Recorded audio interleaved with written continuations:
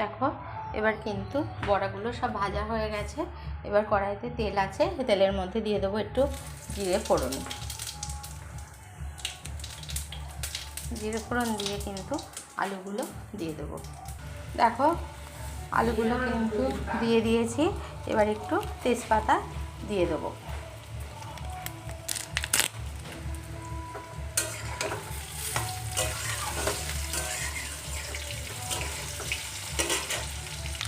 আলুর মধ্যে কিন্তু একটু হলুদ দিয়ে দিই, তাহলে আলুটা ভালো ভাজা হবে।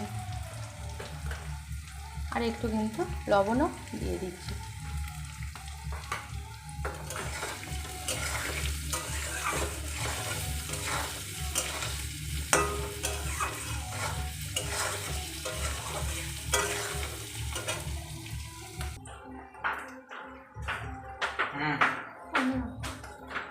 আর দেবো একটু লঙ্কা বাটা, আর দেব একটু ধনে গুঁড়ো।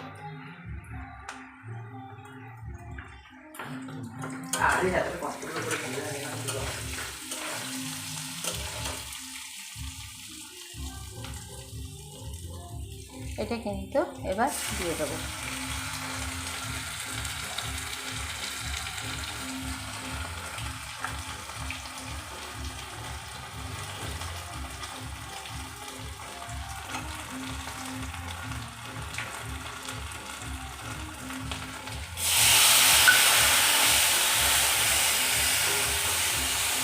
মশলাটা কিন্তু একটু কষিয়ে নিই।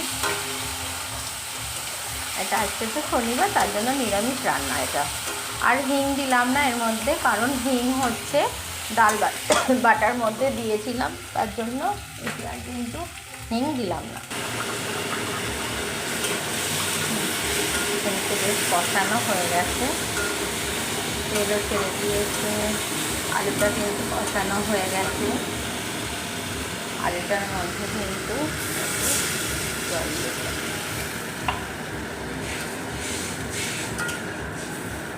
একটু বেশি করেই জল দিতে হবে, কারণ বড়াগুলো দিলে বড়াগুলো সব রস টেনে নেয়। এটাতে কিন্তু একটু বেশি করেই জল দিয়ে দিয়েছি। একটু ফুটে উঠুক, তারপরে বড়াগুলো দেবো। বড়াগুলো ফুটে উঠলে একটু গরম মশলা দিয়ে নামিয়ে দেবো। তারপর ঝোলটা কিন্তু ফুটে উঠেছে, তার জন্য একটু দিয়ে দিচ্ছি মিষ্টি। আমি কিন্তু সব কিছু সানরাইজের আর কি মশলা ব্যবহার করি। এর মধ্যে দিয়ে দেবো শাহি গরম মশলা, ঠিক আছে?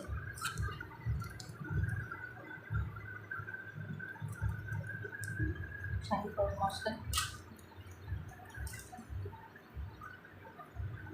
দিয়ে দিলাম।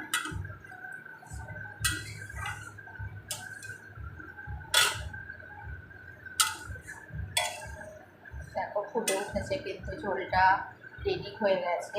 এবার দুটা আলু একটু গেলে দেবো, সিদ্ধ করা আলু, কিন্তু তাও একটু ঝোলটা একটু বেশ ঘন হবে, খেতে টেস্ট হবে। এবার কিন্তু লাস্টে নামানোর আগে আমি একটু ঘি দিয়ে দিলাম। ঘিটা কিন্তু বেশি দেবো না, তাহলে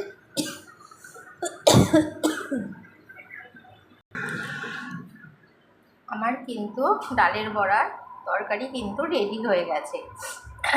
টেস্টটা ভালোই হয়েছে। আর তোমরা যদি কেউ বলো একটুখানি কেমন হয়েছে একটু কমেন্ট করে জানিও।